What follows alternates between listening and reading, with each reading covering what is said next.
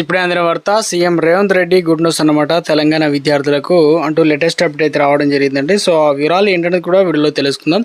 వీడియోని చివరి వరకు చూడండి, అర్థమవుతుంది. మరోసారి కనుక ఛానల్ చూస్తున్నట్లయితే తప్పకుండా సబ్స్క్రైబ్ చేసుకొని చూస్తున్నారు కానీ లైక్ చేయడం మర్చిపోతున్నారండి. వెంటనే లైక్ చేయండి. వీళ్ళకైతే వెళ్ళిపోదామండి. 10వ తరగతి పూర్తయిన పై చదువుల కోసం ఎదురు చూసిన విద్యార్థులకు వారి తల్లిదండ్రులకు రాష్ట్ర ప్రభుత్వం పెద్ద ఉపశమనం కలిగించింది. ఎందుకంటే ఈ విద్యా సంవత్సరం 2026-27 ఇంటర్మీడియట్ అడ్మిషన్లు ఎలాంటి మార్పు లేకుండా పాత పద్ధతిలో యథావిధిగా కొనసాగించాలని చెప్పేసి ముఖ్యమంత్రి రేవంత్ రెడ్డి అధికారులను అయితే ఆదేశాలు జారీ చేశారు.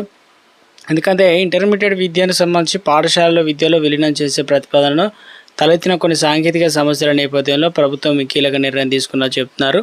సో ఆదివారం హైదరాబాద్లో ఏదైతే ఇంటర్మీడియట్ బోర్డు కావచ్చు విద్యాశాఖ ఉన్నతాధికారులతో సీఎం రేవంత్ రెడ్డి నిర్వహించినటువంటి ఉన్నత స్థాయి సమీక్ష సమావేశంలో పలు నిర్ణయాలు తీసుకున్నారు.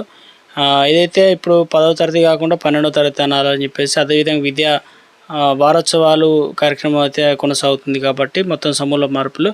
ఇప్పుడు 10వ తరగతి వరకు ఇంటర్మీడియట్ విద్య వేరువేరు బోర్డుల పరిధిలో కొనసాగుతున్నాయి కదా.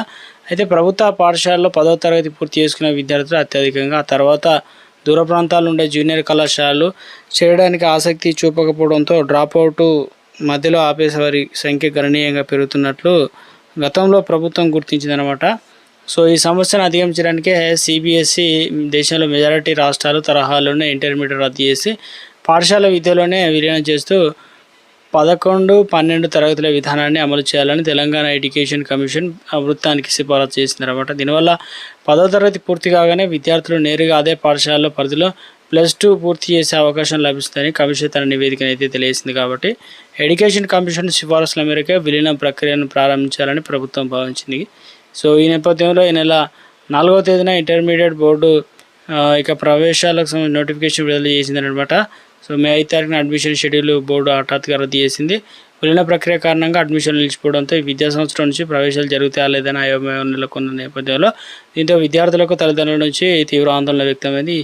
ఉత్కంఠ పరిస్థితుల నేపథ్యంలో ముఖ్యమంత్రి రేవంత్ రెడ్డి అత్యవసర విద్యాశాఖ అధికారులతో సమీక్ష నిర్వహించి సమావేశంలో ఎంపీ వేముల నరేందర్ రెడ్డి, అదేవిధంగా ప్రభుత్వ ప్రధాన కార్యదర్శి CS Ramakrishna Rao, CM principal secretary Seshadri తదితరులు అయితే పాల్గొన్నారనమాట. గుడ్ న్యూస్ చెప్పే ప్రయత్నం అయితే చేయడం జరిగిందనమాట. ఒక అప్డేట్ అయితే ఇవ్వడం జరిగిందండి.